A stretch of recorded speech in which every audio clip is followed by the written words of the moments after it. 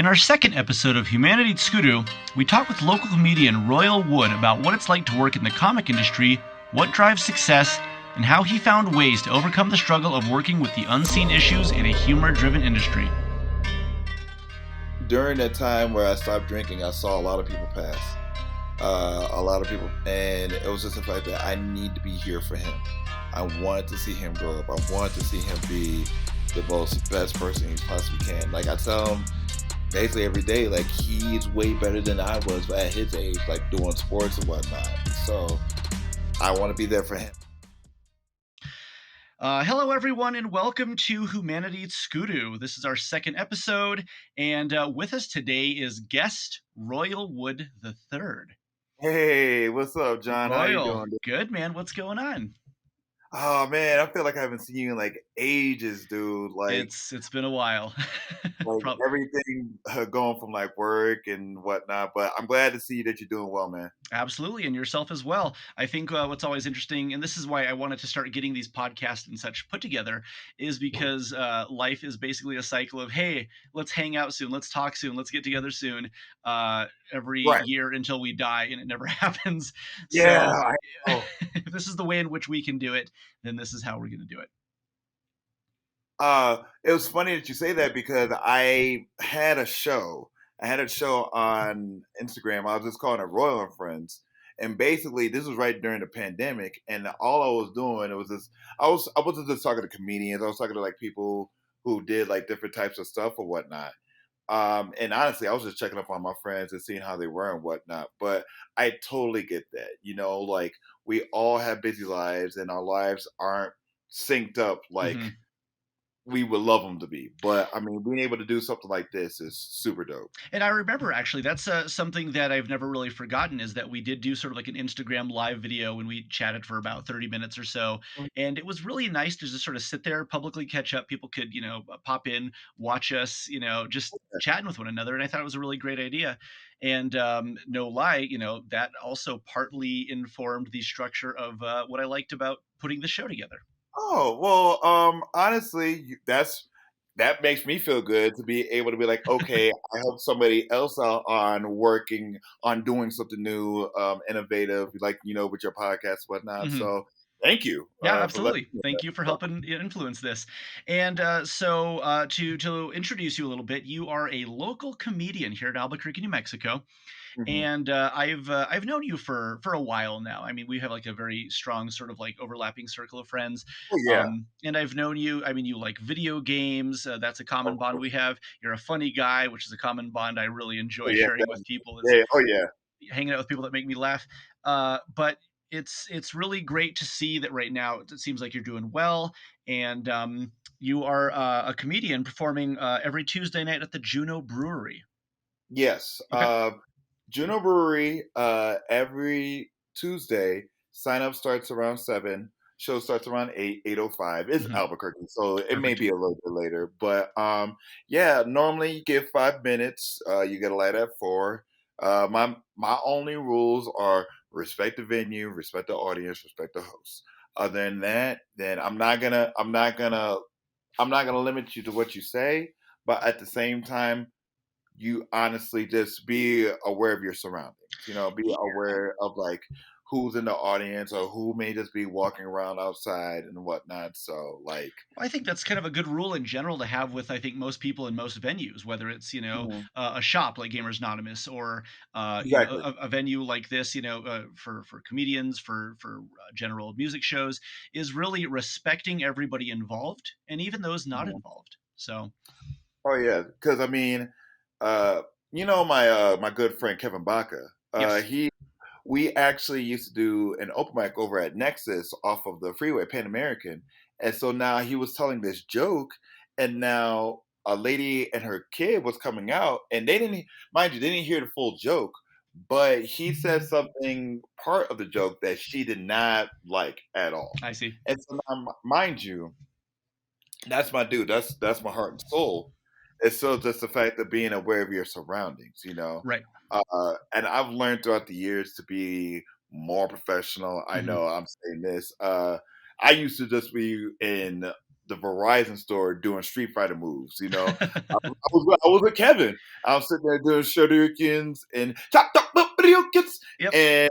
and there was somebody in the back watching a 6'4" black dude doing spinning kicks and a Verizon wireless. But it's more or less just like being aware of like, okay, especially now, I know you in a professional light and whatnot, professional businessman. People are going to notice you automatically. You don't even have to say who you are. You walk into a room, people know who you are. Mhm. So that the whole professionalism is a part of it. So um, Yes, you become a role model whether you actually want the role or not, is when people I, start to recognize you and see you in any sort of position of authority, you've mhm. taken on that role and you can do nothing about it other than do the right thing. And it sucks because it doesn't suck. I take that back. It doesn't suck, Sure.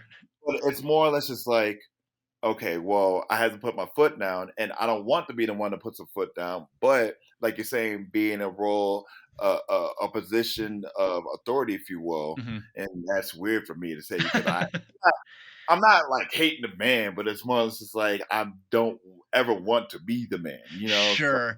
I think as we get older, it's something we sort of naturally, hopefully, gravitate towards. It's a sign of maturity. It's a sign of like, well, my actions do affect others. And so I want to make sure they're affecting them positively. right. I mean, even with my kid, like he's 10 now, and now I see myself being like, okay, I know how I was with 10. How do I make sure that, you know, Absolutely. or know what I did to where it's like I could be a little bit smarter than what I was before. There you So, go. but it's like you say, it's maturing, it's growing up, being more adultish. And I know that's a term that everybody hates to use, but it is what it is. So, Right. Well, we still want to have fun. We still want to goof around and enjoy our friends, our people, our sphere. But it's sort of like, what is the balance of doing that responsibly? And, I think we still always sort of like keep figuring out what that looks like and tighten it every single time. Every mhm. now and then I'll be hanging out with folks and I'll still make some sort of, fun, inappropriate joke that's fine for Of home, course. maybe not so much for public. And I got to sort of step back and go, all right, Oh yeah, you like always gotta dial it back. There's been times where I'm just like, I forgot where I was. right. Can't- I can't do that here. Exactly. Uh, like if I'm at I don't want to say like a business meeting. As a matter of fact, one situation I had put a contact in, and kept on making me blink to where it looked like I was crazy. But Oh. it was me and my friend, Nick Star. Yep. Me and my Nick Star and somebody else. We walked into this business. We were trying to get an open mic started, but I had my contact in. I kept on blinking all crazy, and so it was to the point where Nick was like, "Hey, next time, either don't wear your contacts or just don't come." Oh, wow. Maybe It's like stuff like that. So it has an effect, sure. So basically, having that I don't say image, but that just whole oral essence of just like, okay, Mhm. I am here for business. You know who I am, Yep. but this is also another aspect. So People see us, and that's all there is to it. I know people see the jokes, people see the sack man, they want to see the blue bomber and everything. That's So it's y like they want that, but at the same time, they also have to know that you are a businessman, you are a person, you are a very public figure. So Mhm. you still have to have that role, if you will. You do. It's just sort of assigned to you by the public. It's something you don't really choose for yourself. Yeah. So, what I wanted to actually get into a little bit, thinking about your career in comedy, because I've seen you, work in a couple spots around town. I visited you at Target before, but Mhm. comedy seems like it's what sort of drawn you the most consistently to like that's what you love to do. That's what you want to embrace. When did you start looking into the comedy scene? Well, so my actual intro, if you will, into comedy was I was doing karaoke. Now, I know you know this, but for the people who may not know this, I do karaoke as well. I'm a KJ for both on Mondays and Thursdays. But I was at this bar, I want to say on the west side, and this was like years back. And I'm sitting there doing jokes, ad libbing on songs or whatnot, and so there's a actual comedy show promoter, producer. He's like, "Oh, I want you to do that for my show." And I was like, well, I don't want to do karaoke, but I do want to tell jokes. And so my first time on stage was an actual show. It wasn't like I'm an open mic or anything. And it was one of those like, okay, this is something I want to do, but I want to do it better. And so that's when I started going to open mic, started like just actually learning the craft of stand-up comedy other than just doing it. Because I mean, yeah, you could just do it, but like if you don't really know how to do it or why you're doing it, then it's just like it's just I'm sorry, you're just wasting time, if you will. Right. So, I mean, yeah, it's a very different craft than simply being funny around your friends because you Mhm. are in a very different role in front of an audience that might not know your style of humor. Exactly. And this So, is what oh, go yeah. ahead. No, I want to say, what is it that like you learned? Like, what was like sort of like the scariest thing when you started doing this to like people that you're unfamiliar with? Oh, the most scariest thing is people finding me not funny. Sure. That's the scariest thing in the world. Doing now, mind you, it's like having a project. It's like your heart and soul in that project, and going to somebody and saying, "Hey, this is my project," and somebody just be like, "Nope, that project was not anything." And so that's the suckiest thing. But it's the fact of being like, okay, what can I do to make this better? Hmm. Or what changes do I need to make to be able to do this? Or honestly, just scrapping that project altogether. Now, I, I've told this numerous times. There was like a couple weeks ago, I bombed bad, Oh, and gotcha. it was one of the roughest set in the world. I didn't prepare, took too many edibles, what have Oh, you. But it was but here's the thing, it was on me. That it was on me, and so that's the reason why I felt hurt because I didn't prepare myself well for that set. sure. But it was more or less effective like, okay, where do I go from here? Do I change what I did? But once again, not doing too many edibles. But the process is what do I need to do to be better than what I was before. Hmm. So I think that's one of the I don't say hangups or downfall, but that's one of the things that could happen in stand up. It's like a lot of people could not like your jokes, you know.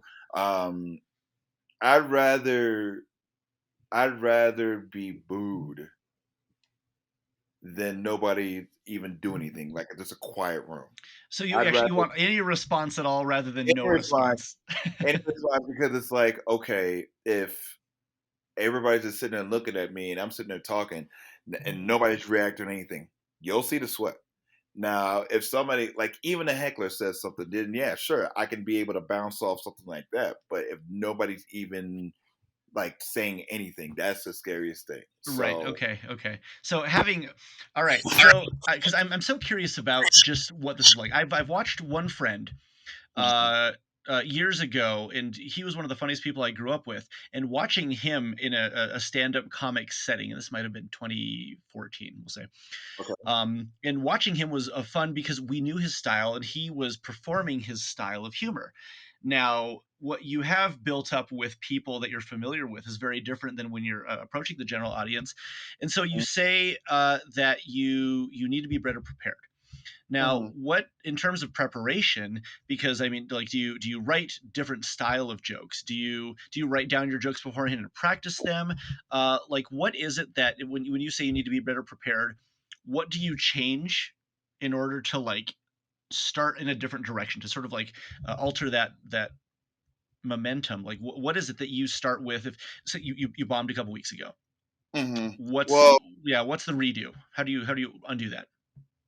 if anything, I have to analyze the room, the crowd, the energy, if you will, Sure.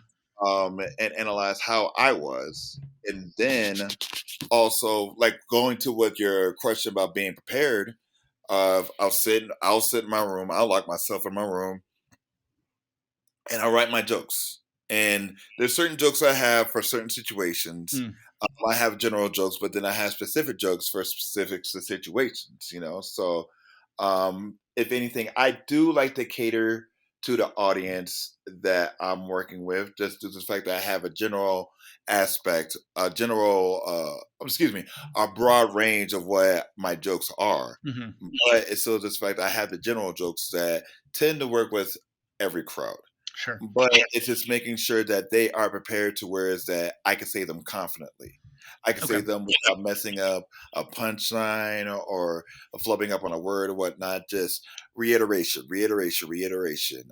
Also timing myself, but also giving myself like maybe like a couple seconds or up to like 30 seconds if there's like just so happens to be applause break or anything like Hmm. that. Just being able to say my jokes comfortably. Hmm. And so doing that back, like I tell my set of jokes, okay, again from the top. Okay, again from the top. And so, and going back to what you're saying from your friend, like knowing his style of comedy versus going him doing stand up, yeah, it's having a group of people that don't know you, That and seems then very scary. it's scary. It's scary. It's scary, John. And not just that, having a group of people, having them to get to know you, having to get to know you in a short span of time, and then having them get to know you in a short span of time, and then making them laugh. Right. And so it's a trifecta of like you got to be able to just do it right then and there. You know. The improv of, like, I mean, you have your set jokes that you've sort of prepped for, but then you Mhm. really have to personalize it, and, like, it's that improv that really, I think, keeps people engaged, if I'm not mistaken. Oh no, like you're absolutely correct. One of the top comedians in town, Zach Abeda, what a style that I've seen that he does is that he'll he'll do a little bit of crowd work. You know, he'll get, if anything, the audience. It's called getting the audience on your side. Mm, Basically, it's just like getting the audience attention, getting them more interested in knowing about you, and then he'll go into like his jokes or whatnot because they're focused on him. They're more focused on okay, what he has to say. So basically, it's just connecting with your audience, and then after connecting with your audience, then being able to go through with your jokes. sure. So with whenever you connect with your audience, they'll be more receptive of your jokes than being able. Now, there's some comics that I've seen that are able to just start their jokes or whatnot, but then again, audiences know that's how he rolls. Right. So But it's familiarity as well too. Like, if you're, with yeah, a consistent audience, that might be easier to sort of pop into, but with a brand new audience, it's a harder approach. right. Okay. If anything, you just have to build up that confidence in them to where they like, okay, we know that he's up there. We know that he's going to be the one telling jokes or whatnot. Not like, oh, okay, he's a guy. Okay, like that's how a lot. Honestly, that's how a lot of people see some comics if they don't connect with them at open mics. You know, those. Now, a comedian will start trying to tell jokes or whatnot, but if not really connected with the audience, then the audience is just like, all right, well, I don't know this guy.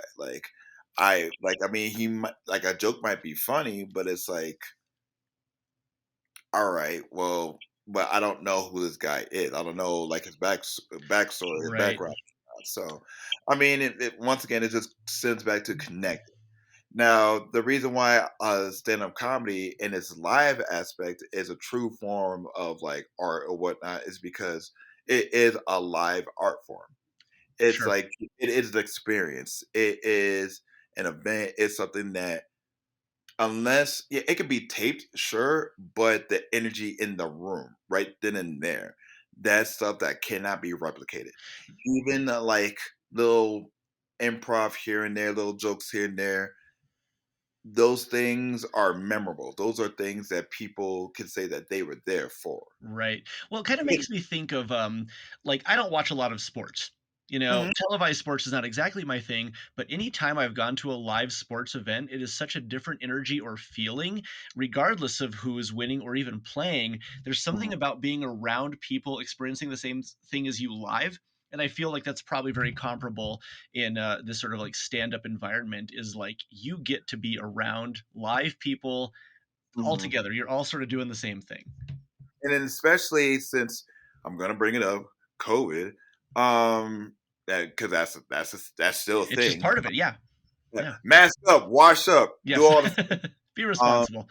be responsible.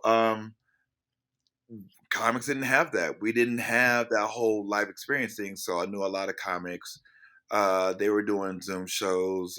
Some comics were still going to states that were a little bit more lenient on their policies or whatnot, but it was still just a fact of like making that happen, making that situation happen. So um that live energy feel was like you can't really do that. I'm sorry, through a Zoom show because I've done No. shows before, and I felt, I'm not gonna lie, a little bit weird just because I'm not. I don't get that reaction that I need to be able to be like, okay, well, regardless if it's a good joke or a bad joke, I Mhm. can figure out how to play off it. Like if I'm sitting there telling jokes and then I have to look over at a little screen right here to be able to be like, oh, okay, that's exactly what person said. So, if anything, kind of for me, it stopped the flow. That I, makes sense. and like whenever I'm hosting a show, my thing is about flow, being able to get to point A to point B seamless.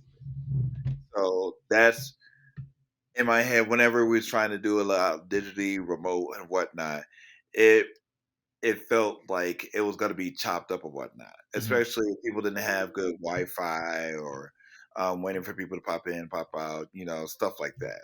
So it's all about the live feel. Sure. So Yeah, I mean, it feels like you get a rush from this. You get the energy, you get the enjoyment. Now, something that I think a lot of people sort of struggled with, I know I did growing up, was dealing with sort of public attention, public speaking, mhm, feeling like it's really scary when all eyes are on you. Now, as I got older and I started to understand how to work with people in that, like if I ever had a position of authority in helping people or guiding people, it became much easier for me. Was that something that you struggled with when you were younger, or did you always sort of like work in the crowd, even from a young age? I've always been a public speaker, ever since I was a kid. I grew up in a church, so Baptist.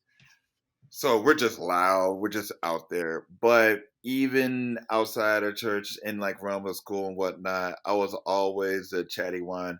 And I get that from both my mom and my dad. My dad for his humor, but my mom just for her people skills and whatnot. She was always talking to people. Both of them were, but um yeah, just like I was always speaking in front of a whole bunch of people. So Okay, so like even in like high school or even middle school, I'm not sure if you ever had to give presentations. Was that ever difficult for you?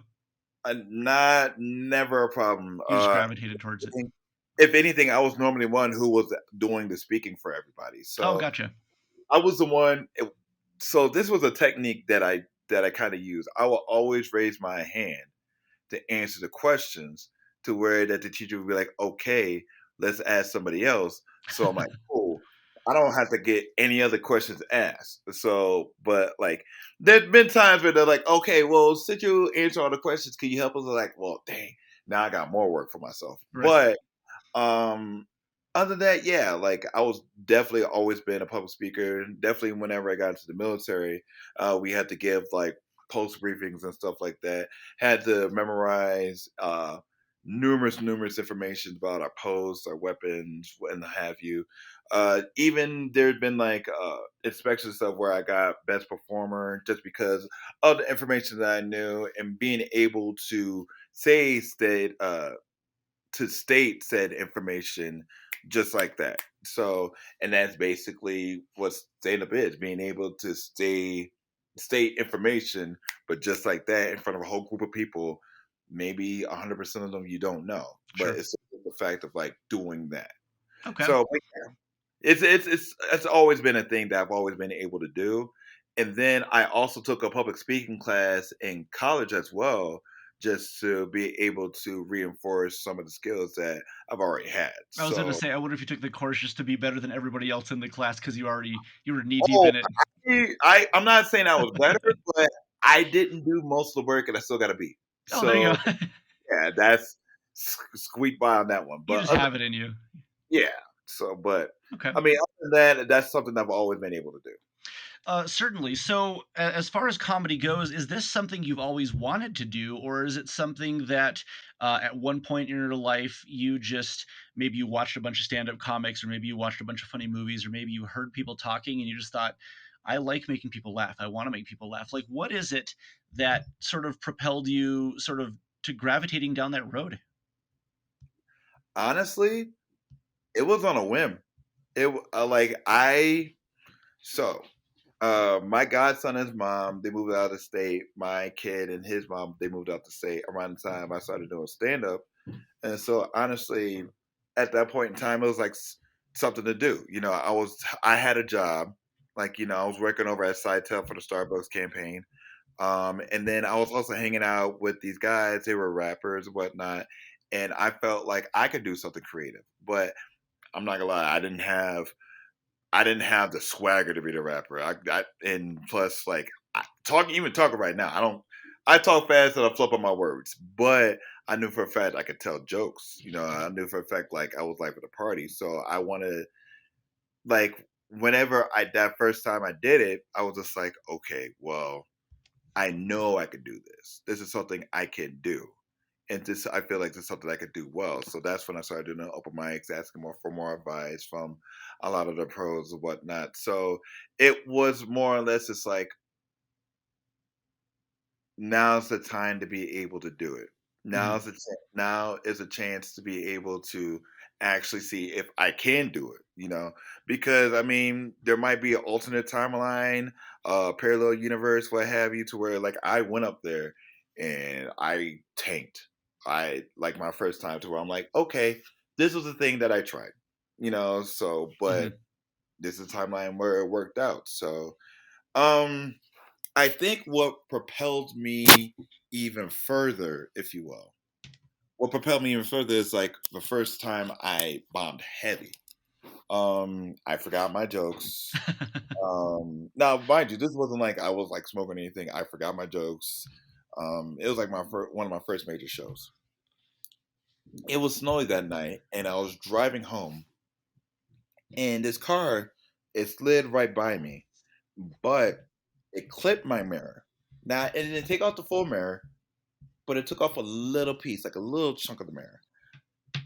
And so I took it as a sign as that, okay, I still need to do stand up. I just need to be better. Because I could have been taken out by that car. I couldn't even be here right now. So I'm like, okay. I saw it as a sign to be like, all right, well, time to get better, trying to improve, figure out what's going on. So Mhm. um I feel that that's the propelling part for me. Like after, because before then I was like, oh yeah, time to be the funniest guy in the room. That that young, I don't want to say young bravado, but just more or less like, okay, well, I may not be the funniest guy in the room, but it's an aspiration. But the reality is that's something that could happen. So, I like the idea that, when you were faced with a nearly mortal situation, your first instinct was to become funnier. oh yeah, because I mean, because I could have been dead. Right. Just like Sure. somebody out there was like, "No, Royal Wood needs to be funny on stage. Sure. We can't take him out the game this early." Yeah. So that's honestly how I felt. And what's even better about that, I think, is that it's not just oh, I need to be funnier because it benefits me, but being funny is really a thing that uh, benefits other people. It really is a performance for others. To be funny, you can be funny to yourself all day long, and it's enjoyable. It's But enjoyable, but but just for you though. Yeah. just for you. But the whole shtick is that you wanted to do this because it's fun to be funny for others because it makes them feel good and it makes them loosen up. And in a world where we can use all the levity we can get, it's great to sort of be a source of humor for anybody. My one of my I don't say mantras, but let's say you had a rough day at your job. Okay, your boss yelled at you. You're driving home. You got a flat. You stepped in dog poop. You know, but if you're able to put in one of my specials, you're able to listen to one of my jokes, and you forget about the world for even just that moment, then I've done my job. Then I've done what I'm supposed to do, and Absolutely. that's the feeling that I want. That I was able to make somebody, even for just that time, make somebody feel better about life, feel better about a situation. They're able to connect, be like, oh, okay, you went through that too. You was able to get through that. I can get through that. So just doing that for people, that's honestly what I do it for. So that That's a great feeling. That's awesome. it's a fantastic feeling. Just and granted, I may not have the greatest set, but if I was able to make somebody's day better than what it was, Mhm. then I did it. And you did it. If you made Yeah. even one person smile. Yes, that's So if you're in a room where you've bombed entirely except for one guy in the back is laughing hysterically, is that good enough for you? I've always said as long as one person's got the joke. As one person's gotten the joke, then that means there should be more than one person that'll get that joke. I It think that's just actually fair because I mean, even if you're funny and it bombs somehow, it doesn't mm, take away from anybody else. But if it adds to even one person, still might be worth it. it's still worth it. That's It's great. still just like one of those, okay, well, like, cause I used to have a joke like that, basically talking about going to the KKK rallies and telling jokes over there, and everybody there is just stone faced, just like, hmm. But there's this one guy in the back that's just like, hey. Like, that's the joke. It's like that one guy is like, okay, he finds that joke funny, and a sea basically full of haters, that one guy, and it's like, all right, well, that joke works. Even if for people who hate me, they know that's funny. So I think it's a that's good philosophy. I mean, it's one person at a time. You know, it, if it is one person at a time. I mean, even right now, like how we are, um, those are the strongest bonds. I took a psychology class, and I know they did some diagram that they had a whole bunch of dots, but a whole bunch of like lines connected to the dots, and it's like, okay, if you have all those connections could be a little bit fainter, a little bit weaker due to the fact of all the other connections. But if you just have those two dots, those 2 points, and you just have that one connection right there, that's the strongest connection just because it's just those two. Mhm. It's just those 2 points with the line. So if I'm able, even if I'm just able to make that connection with that one person, it could be a strong connection just because of the fact that we made that connection. Sure, So I was sure, able to influence that person's life for the better. And well, they didn't make me feel like a joke was trash. right. So I mean, it's a win-win situation. Yeah, I can't I, underestimate how powerful that even that one moment can be for both of you. it's powerful, and then plus it can help out as well because there's been times to where e- there've been times where I've heard a joke bomb, but somebody reacting to that joke made the joke better. Sure, that Made the actually that makes situation sense. better. Yeah, so there've been numerous times where I've heard it's like, okay, Royal, the joke wasn't good, but your reaction was the joke made the joke better. It's almost sort of like the joke exists with the reaction. Right, Yeah. That's right, that's an important kind of relationship. I suppose if you're in a vacuum just telling jokes, it doesn't do any good to anybody if it's not heard mhm, and responded to. right. I mean, if anything, even if it was a laugh, a groan, what have you, I um, think almost a groan is just as good as like a hearty laugh because a laugh is sort of like the goal. A groan means it's so bad that like you still get almost a stronger response in a it's way. audible. It's audible for sure. It is audible. So now I love a groan with a chuckle at the end because it's like they got it, Yeah. but then they find the humor in it. Now, if it's just a steady groan, then it's just like, oh well, they got it, but they didn't like it. It's Right. so audibly telling you like, hey, that's not great. So Yeah. But a bad joke offers, I think, a very different type of power that I really oh yeah, appreciate. The oh yeah. dad joke kind of thing. Because everybody, I mean, that's the term, dad jokes. Everybody heard at least one dad joke in their time, Yeah. if not by their own dad, but by somebody. Where it's just like, just like I love dad jokes and I hate them at the same time because it's like, all right, I know what you're doing. I know what you're doing, but I'm still gonna walk this path with you just because I need to figure out what's at the end of this path. Mhm, And then when you even get to the pain, you're like, but like you're saying, it's that groan of acceptance. mhm. It's a groan of, oh, okay, I got where this path was leading to. It's still So like an acknowledgement fully of the joke. that's what it is. It's acknowledgement. You're acknowledging the fact that okay, the joke is what it was, but like, is it like 5-star quality? Some are, some not. But Sure, at the same time, it's still like you're saying the acknowledgement. sure.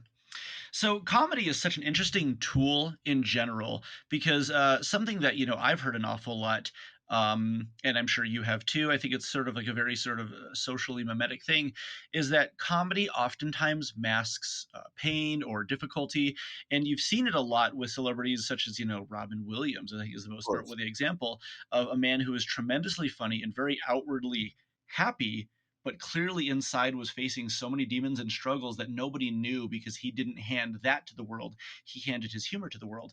Has comedy been something that you've used to mask difficulty or pain? And has difficulty or pain ever maybe found its way into your comedy as sort of like an escape or a response? So I'll tell you about a time how basically comedy helped me. Uh, so in October 1st, I want to say a whole bunch of years back, my cousin, she had passed away, and then within a year of that, my other cousin had passed, her brother, and so then I was very distraught. A comic friend of mine, John Coyar, was a close friend. He said, "Hey man, I've seen that you've been up. I've seen you were upset. How about you come out to these shows? They're really fun. Just to get you out of the headspace." And I did. Two great shows. I met a lot of people. I had a lot of fun. And it further cementifies that's basically the foundation of like, okay, I had the roughest time in the world, but I was able to laugh. I was able to tell jokes. Yeah, not tell jokes. I was able to not think about my life right then and there. And so there has been pain and anguish in some of my jokes or whatnot. Um, and there's a time where, like, I took my sister's car. I basically got beat by my dad, but I turned it around to where like I was able to make fun of that situation. Was it a bad situation? Yes, but I was able to turn it into humor. Um, there's some stuff that I know that I don't say I'm still working on, but I really haven't said on stage. Basically, just because I just don't. I'm private. I'm a very private person. Like Mhm. you see me on Facebook or whatnot. I basically tell like dumb one-liners or like super little silly stuff that happened during my day to day. But like I'm more or less, if I'm gonna handle stuff, like I handle stuff privately or I'll talk to somebody offline. Um, I rarely try to use a stage as therapy. I mean, it can be therapy as in you telling jokes and people laughing at your jokes, and that's the therapy as in, okay, this is something it's like a stress reliever, if you will. Being able to get that instantaneous gratification of like happiness and whatnot. But I would never use the stage to be like, okay, these are the problems that I'm having with my life. I need to vent or whatnot. I will definitely take that off stage or offline with somebody to where it's at, okay, I can work this through to where I can be better on stage. Right. Because if there's something on my mind and I'm trying to perform, that's gonna mess with me the whole time. To where it's like I'm not gonna be able to perform to the best of my ability. So I definitely like to keep things off of the stage and whatnot. I know some comics that's basically what they're about. Like, okay, they'll talk about like maybe adultery or just like kid problems and stuff like that. Like my thing is if it's something that's dealing with another person, that's gonna be between me and that other person. Yeah, That's not gonna be absolutely. something that's not gonna be something that's gonna be put on stage for monetary gain or for a laugh or whatnot, because that's putting somebody else's business out there as well. Right. So the stage is like a very sacred place for you. It really is sort Mhm, of like that is your full on, performance hall. And mhm. so I think that's great. I think it's really nice to have that as sort of like more of an escape and not as much of like kind of want to say outlet, but also it is removed in a sense, and any humor that you bring to the stage could be the product of what's going on in your life, but it's never Mhm. reflective of what's going on in your life. Right. Okay. Because basically going on stage is just like an image, like or a persona of yourself, but it's a comedic persona of yourself. Um, I know some people who've done different, like, I don't say like roles, but different like characters and whatnot. I don't like trying to be a character. I want to be me on stage. Mm-hmm. Now, me being on stage is a little bit more hyped up version, if you will, but it's still me. It's still the like Royal Wood that you would see walking down Central or about to go to work or whatnot, go do whatever the case may be. It's still that Royal, just amped up a little bit, just the funny turned up a little bit. But other than that, it's still me. Gotcha. So um it's more or less just being present, but being present to where that people can relate. Absolutely. Um, so now this is going to be a little bit different in terms of uh we've learned a little bit about your comedy and that like it's been like a really big thing for you, sort of where it stemmed from. Um, but outside of that, and obviously you simply don't have to answer anything that you feel like, is too much for you. But when it comes to being a human, being a person, we have our own sort of inner workings, and then we have what we choose to display to the world. We also get to look at like our highest moments, and we talk about those, and we often talk about our lowest moments. What was it like? And I mean, I know very little about this, and I can share only as you're comfortable. But when you were deep in the middle of like struggle, when you needed to turn it around, when you were in a place of desolation, you didn't know where to go, you didn't know what to do. What was that like for you? And I have no idea what this is. Maybe comedy was involved, maybe it wasn't involved, maybe the most fascinating thing about people is not just the highs and the lows, but I sometimes think like the middle point where we take a moment and we say, I have to do something different because Mhm. what I'm doing right now isn't working. Where I'm at isn't working. The pain is too great. I have to change something. Do you have a moment in which you sort of like figured out like a moment of clarity or like, what that struggle was like for you? Um, I would like to honestly say my well, I've hit rock bottom a couple times in my life. I felt. First rock bottom was I was hanging out with the rapper friends and whatnot, but to be honest, heavy into some drugs to where it's like I was looking skinny and I wasn't focusing on the things I was focusing on to where it's like I didn't even have a place. Like I was sleeping out of my car. I was staying right I'm behind Kevin Bacca's house, as a matter of fact, and it was just a fact of like I just needed to be better. I that was the first point. I was like, I needed to be better. I needed to be better for me, for my comedy, for the people around me.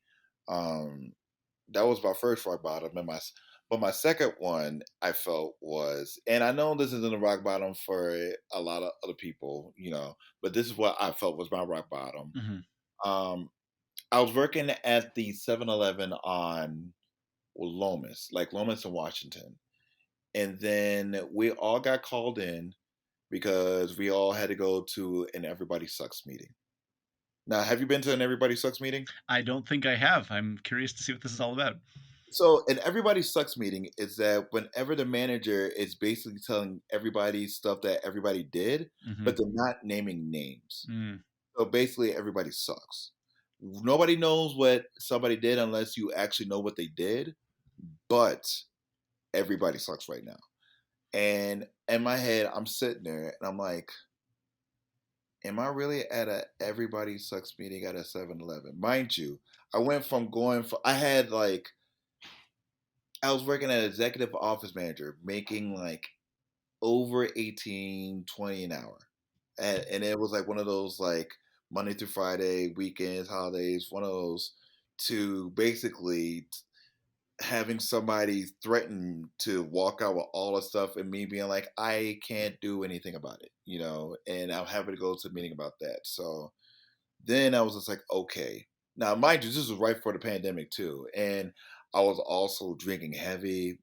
Um, this is right before I went sober. I was drinking heavy. Like I was taking a flask. Well, it wasn't even a flask. I was taking a tumbler, and I filled it with apple juice and Crown Royal apple, and I would take it to work. Hmm.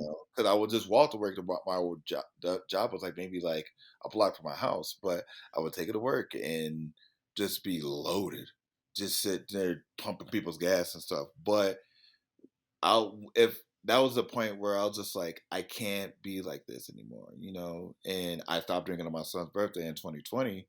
Oh, I was just, congratulations. thank you. It was more or less just like I needed to be even better than like I fell into a lull. I fell into I don't want to say it's insecurity, but I was just being lazy. Uh, I just didn't care, and so it was like, yeah, I was doing stand up, like I was getting paid in beer and stuff like that. So I was like, okay, well, I don't have to really try that much or try like, but no, that's I those times I needed to try harder. I needed to be sober. I needed to be focused, clear minded, and I wasn't. So that was my second rock bottom.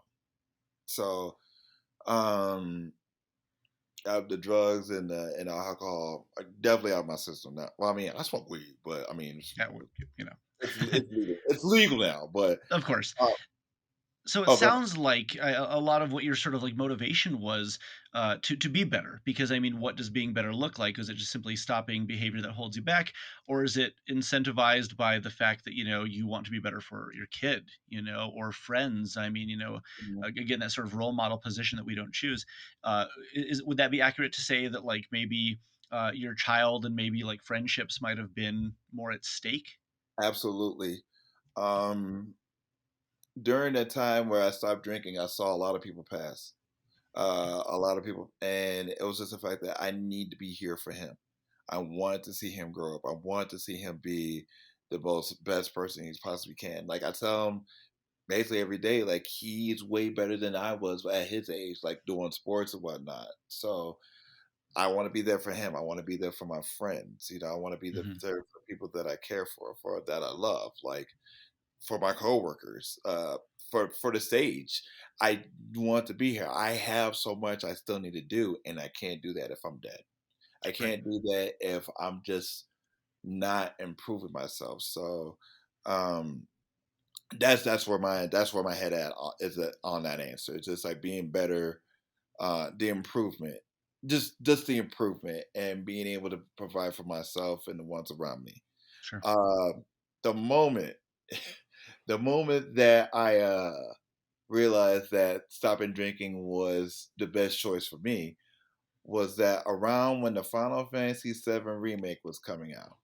Now, I've always been one of the guys who where it's like I played the games late because I didn't have any money to be able to afford the game. Now, I was like, okay, let me see if I have enough to be able to pre-order this game, do work or whatnot. And I had way well in the morning enough. And I was like, oh, so what you're telling me is that if I stop drinking alcohol, I'll have money to be able to do the thing that I really want to do. Cool, cool.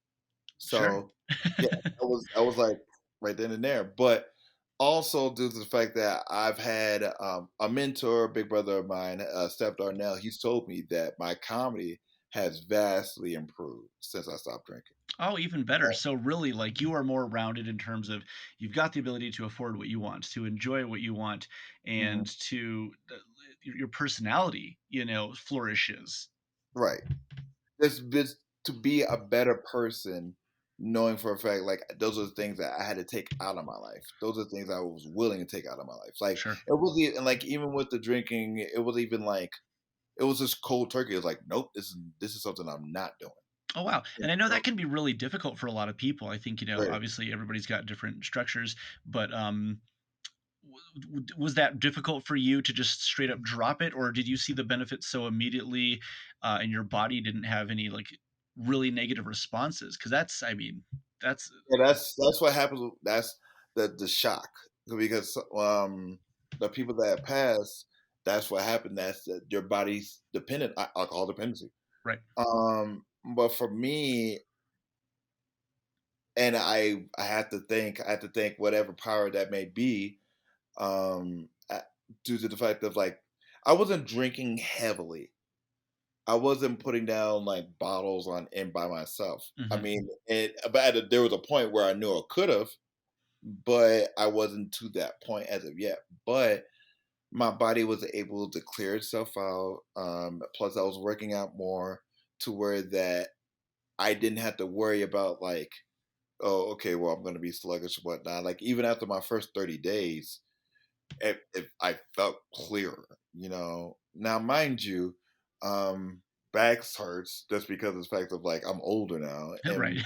and I'm feeling a little bit of the pains of being in the prior military. But if anything, none of the stuff like that affected me before, like with like alcohol and whatnot, has been a detriment to me. You know, so and once again, it's helped me be a better person, help it be financially better, emotionally better, communicatively better, be able to process my feelings and whatnot. So it's about That's a really big one right there. I think, when you say, in communication, but also being able to process feelings, that I think is a huge thing that I think a lot of people struggle with, is it's really hard to face our own issues, and mhm, having somebody to talk to and communicate with is vastly important. One of the biggest parts of recovery, I think, is that people heal together, and if you can't communicate with people what you need to heal from,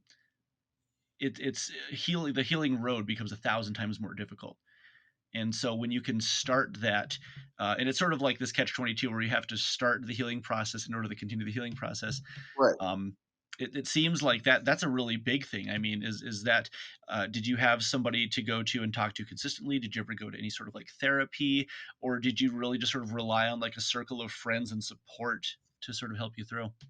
To be honest, I stopped basically right at the beginning of the pandemic, Mm, and so that was basically like I got into a quarantine bubble. I would say mid July.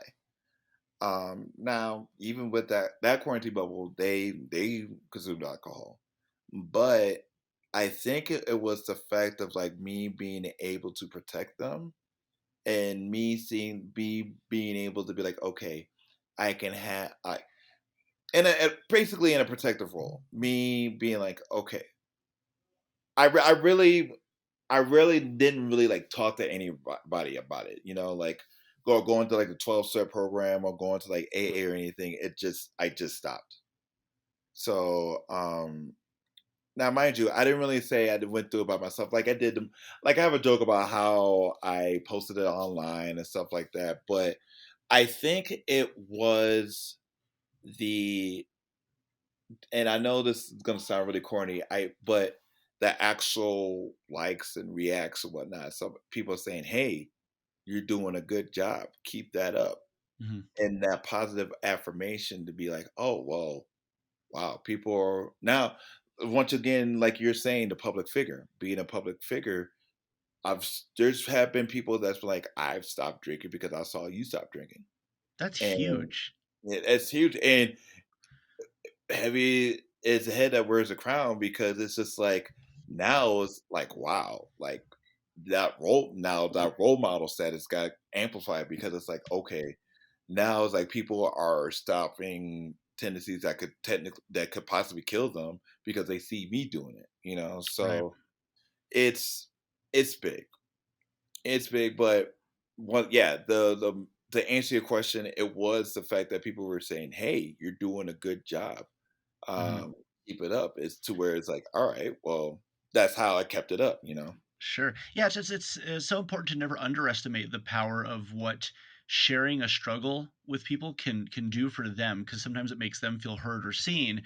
Because Hmm. I think, as a person, it's very easy to have this tendency to say, I'm struggling more than everybody else because I don't see everybody else struggling. And very few people present struggle because it doesn't look good. But I Hmm. think when you can be open and honest about that, it's surprising the amount of people that sort of like peel that layer away and say, "Oh, thank God, me too." Not because they want to see that you're struggling, but because they feel like suddenly you can relate to them or they can relate to you. Hmm. Almost pulling. pulling the curtain back to see the wizard was a old man. Right. Basically, Exactly. I will never like.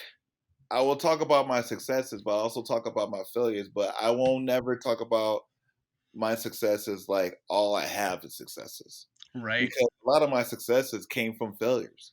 A lot Most of my certainly. successes learning from my failures to be able to get those successes. So, being able to talk about failure, being able to talk about like bombing or not, or like the alcohol or whatnot, being able to talk about those things really helps just being able to verbalize like, okay, I am human just like you. I am not somebody who came in a spaceship from Krypton. I am not somebody that's like impenetrable or whatnot. I am a human just like you. Mhm. I bleed, I cry, and I poop just There like you go. That's yeah. you. My my Maybe daily motto. not in that order, but like I'm just like everybody else. I have my faults. I have my shortcomings. So it's Yeah. like, and when if people know that, then it's like okay, people can rest a little bit easier, knowing for a fact like there's somebody out there that's just like them. There's Yeah. more. I think that goes a very long way in people growing together is that we all sort of struggle in ways that we don't want to admit how similar they really are, but it's Oh very yeah. encouraging to feel like, oh, I'm not alone in whatever trouble I'm having. hmm That's amazing. I mean, granted, and once again, it may seem corny to say, even though we may feel alone, we are never alone because there's at least one person that might possibly going through the same struggle that you are. You Hmm. may not know him, you may know him, but it's still just as a simple fact that somebody is going through something, and it may not even be the same thing, but somebody's going through something that might be similar to you, to where it's like, okay, well, I get it. It's just not me. Sure. So sometimes I take solace in the fact of just that notion, like it's just not me doing, like that's just Yeah. how I, it's yeah, I just. think that's great. Yeah. I think it's a great philosophy. But honestly, going through life, we all gonna have struggles, but just know for the fact that struggles, even though the struggles may be different, if they're still going through it together Yeah. as humans, not just as like, oh, I know you, you know me, so we're gonna go through this struggle together, but like, okay, you have a struggle, I have a struggle, we are still going through our stuff day to day.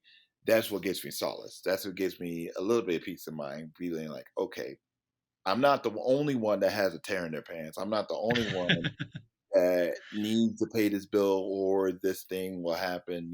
So Right. that's just how I see it. That's fantastic. So as we're sort of approaching the end of the segment, Mhm. I do have a handful of questions for you, and Okay. it's basically things that have influenced you, things that have sort of like scooted you along. Some of these I kind of already know the answer to, which I'm excited to see if I can predict. Oh no, I'm waiting for those questions now. Oh, good, excellent. I'm really excited. So what I want are actually a handful of recommendations from you. And first, I want to start with have there ever been any books that you've read or that like in this moment you would say right now this book affected me positively, and it could be it gave you good advice, or it could be that it made you laugh, or it could be whatever it is. If you were to recommend a book right now for anybody to check out, what do you got? I'm gonna tell you my favorite book of all time. Please. My favorite book of all time is The Phantom Tollbooth. Oh, Um, great book. it's a great book, dude. A kid who doesn't really he's bored and whatnot. He finds said Fort Toll Booth and he goes to the land. Now, mind you, this land is fantastical. It's literal, but he has his adventure to where it's like he's learning about himself. He's becoming a better person, and then when he comes back from this land, he's like, okay, I. He's able to appreciate. He's able to appreciate all the things that he has, and so it's just the fact of a book of appreciation. That's a Appreciate the things that you do great that way you to put it. know. Appreciation is a huge. That's a great word. I love that. I was actually going to ask you when you recommended it if I mean 'cause I think that's actually a much bigger takeaway. But because as a comedian, words are your tools, and word play is sort of like your gig. And Phantom Tollbooth is like nothing but wordplay all the way through and Nothing. taking The Princesses of everything. Rhyme, A Reason, TikTok, The Watchdog. Yep, I mean, everything was basically literal, yep, So I know there's like a movie maybe on Amazon too, but uh possibly, but long story short, everything was literal. And yeah. so you had to honestly take things at face value. So it great book. Great book. Excellent, excellent choice. Yeah, I haven't actually read that in a while, but that's one I might have to revisit, Yeah. especially with your Me recommendation. too. Excellent. Okay, and so then alongside a favorite book, what's a favorite movie? Mystery Men. Oh, Mystery Man excellent. is one of my favorite movies of all time. Sure. And my qualm is not with the movie, but with the most famous song from the movie, Smash Mouth, All Star. And the qualm that I have with it is that song is now attached to Shrek You due to feel Shrek stole it, and Mystery Men was the one that helped it walk. Mystery Men, the song All Star had the cast of Mystery Men in the song. But long story short, fantastic superhero movie. It's the closest to being a realistic superhero movie. Or not a realistic, like to realism. I mean, Ben Stiller's character, Paul Rubin's character, William H Macy's character, like all those characters could be people that are actually real life characters. So, but one of my favorite all time movies, superhero movies, Great. action movies, comedies, and whatnot. So, had the great actors, actresses. Janine Garofalo was in that one. Mhm. Um, just a great movie. All Greg Kinnear, Agree. Yeah, it's a all great cast. It's a truly great cast of some of the great funniest cast. people. Honorable mention: The Prestige. Oh, Um, sure.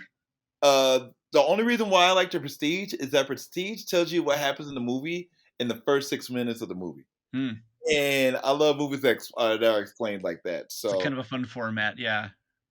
but other than that, those are my tops. Okay, those are your 2 movie recommendations. Okay, perfect. You know? Yeah, in a world of MCUs and, DC films, be a mystery man. Be a mystery man. I know that's a conversation we'll have offline about all those movies, Sure.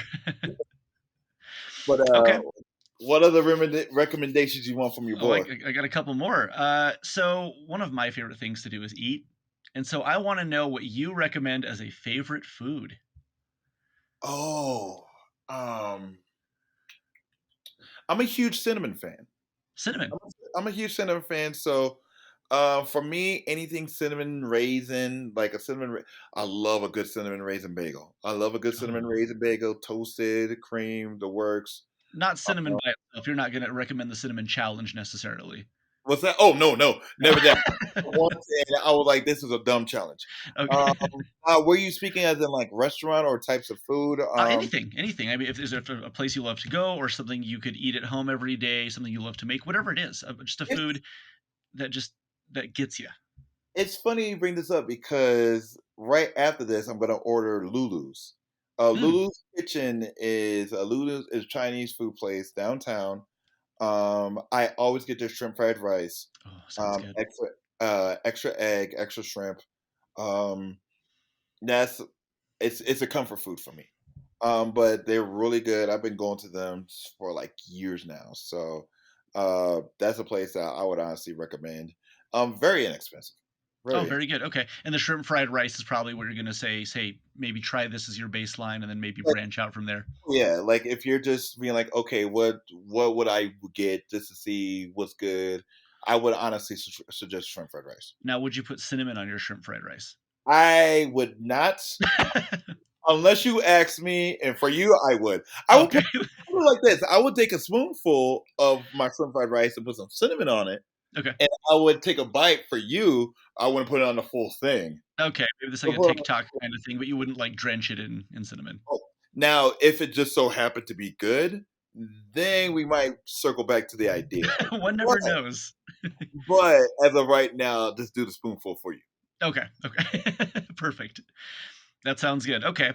So now in one of my favorite questions, inevitably, but I think I'm pretty sure I already know the answer to this. Favorite video game? Like, what's a Oh, video game you're gonna recommend? oh, John. All right. For those of you who know me, those of you who go to my Facebook, Royal A. Wood Third, my cover photo is the cover photo of I feel one of the greatest games of all time, Earthbound. Um, yeah, exactly. I know you got the Starman on your hair on the hand right now. Yep, That's right. everybody can see that one. It was one of the games that got me into loving RPGs. And it was also a game that I felt that I could actually be. I could be Ness, I could be Jeff, I could be Pool. Hell, I can even be Paula. Mhm. Um, because they set it in a modern day setting, but it still had the actual RPG elements, weapons, armor, items, accessories, spells, uh, uh, cutscenes, if you will, plot progression, the stuff that I like to see. Like I love RPGs basically because they're interactive stories. You can control the story. Plus, I'm a little bit lazy at times, to where it's like I just want to see a story played out for me. I want to play a story, but I don't want to watch a movie. Sure. Play a movie, if you will. I get But that. Earthbound, honestly, chef's kiss all around. And also being able to name the items, being That able was a lot of fun. being able, because we grew up in an era like the Mario, like the Zeldas and whatnot, to where like they were already named and whatnot, to where it's like, okay, you're playing as this character. Mhm. But if you can name your character and you can play as that character and Mhm. name other characters, to where it's like, okay, I, to be perfectly honest, I used to name Paula as my crush at that time. I understand 100%. Been there. I used to name like Jeff and Pooh as like close friends of whoever close friends were at that time. So it's like Absolutely. the personalization that game had. And then once again, just going from like Dragon Quest, like old school Dragon Quest games or whatnot, old school Final Fantasy games, just having that feel, but in a modern, updated sense. That's the reason why, like a Dragon, like whenever Yes.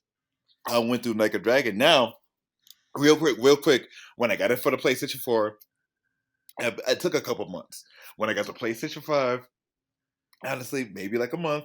And the only reason why, just because the load speed, A lot it faster. was just like, hey, cutscene, cutscene, cutscene. But yeah, once again, Earthbound.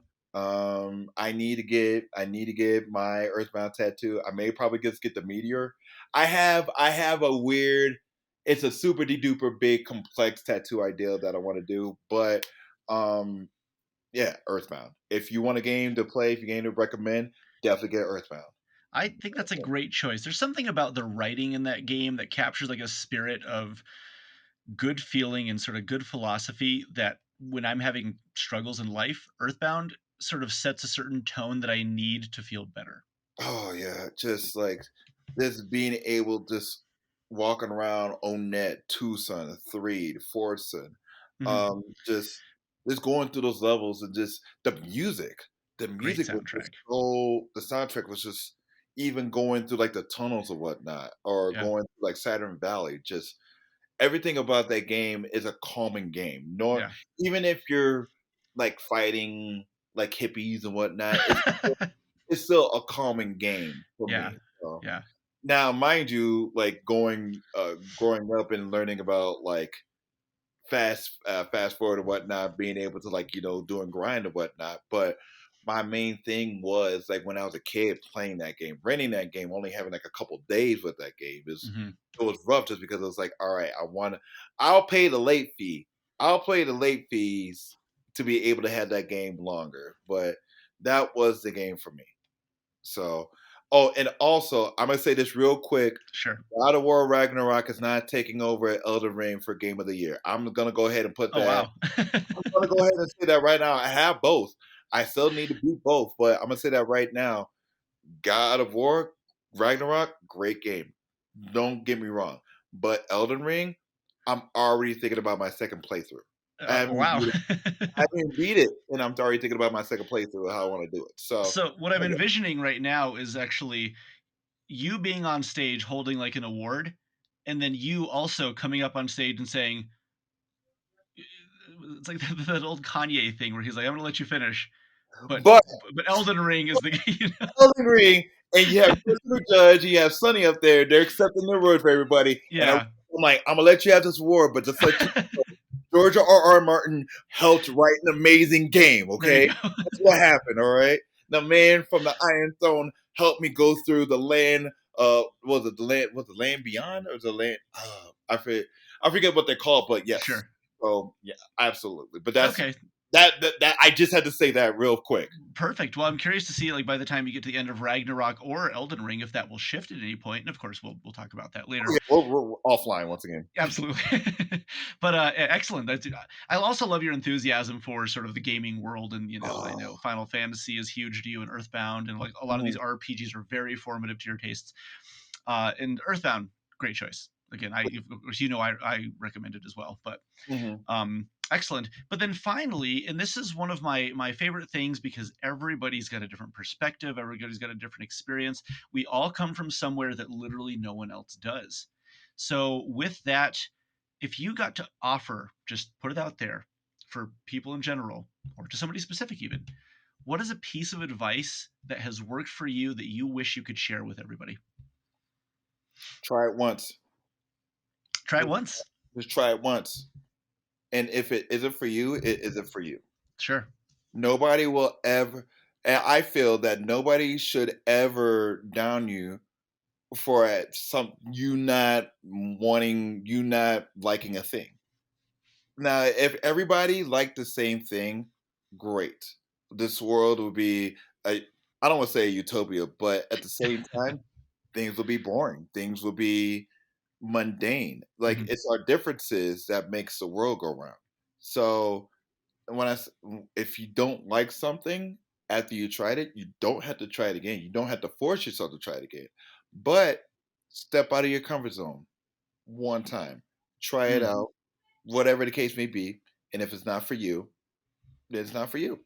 No harm, no foul. So you think you might not like it, but push through that to at least know if you don't like it, Right. because you might be Because you surprised. don't because you don't know. Like the most scariest thing in life is the unknown. Sure.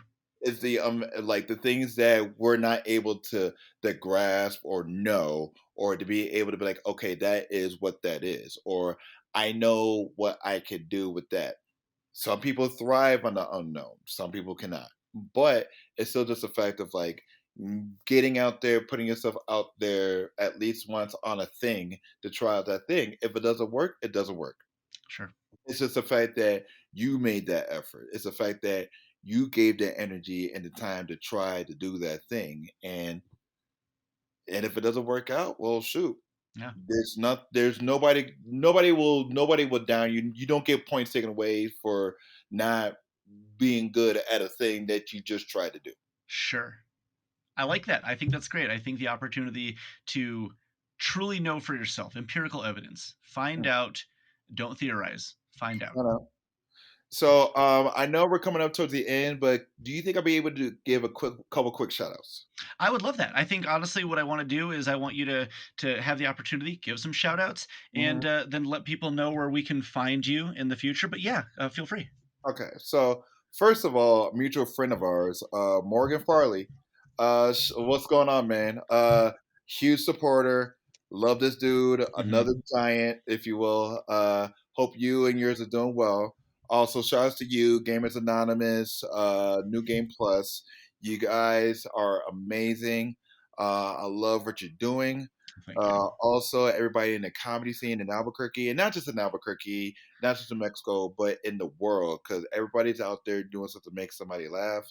My friends and family, also my work, New Mexico Air Filter, Tulio, Ryan. I know y'all gonna be listening to this later, getting some ideas, if you will. But I just want to thank everybody in my life for being who they are, because that's the reason why they're in my life, because who they are. So you can find me on Facebook, Royal A Wood the Third. You can find me on Instagram, Captain Crazy Glue. It's like it's how it's spelled, but no E at the end of blue. Other than that, you can find me every Tuesday over at Juno. If you want to ever try doing stand up, sign up starts at 7. Show starts around 8. Normally 5 minutes. I'll give you the light at 4. Other than that, I also do karaoke every other Monday at Juno. And or as of right now, every other Thursday at Sidewinders. Okay. Juno goes from 8 to 10, and Sidewinders go from 8 to 12. Other than that, like I'm here. I ain't going nowhere. And thank you for having me on this wonderful podcast. I can't wait to see. I want to see this show hit the 100 mark. I want I, not I, just not just the 25, not just the 50. I want to see the 100. I want to see. I want to see. I want to see this show shine. I would love that very much, and it's people like you who really help make this worthwhile. I mean, there's a lot of great people I want to speak to, and everybody I'm so excited to get some information from and find out what it was like.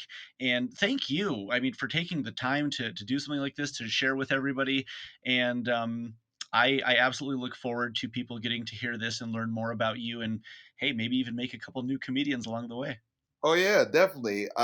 I thank you honestly for everything that you do, for everything that you've done, for everything that you do, and for everything that you will do. Oh, that means a All right. lot, and I very much feel the same about you, and I cannot wait to see what the future of Royal looks like. Oh man. So, thank you for being part of this podcast. Thank you for getting a chance to contribute a little bit of your time. And, Royal, I want to thank you for helping create humanity. Well, John, I want to thank you for helping create humanity as well.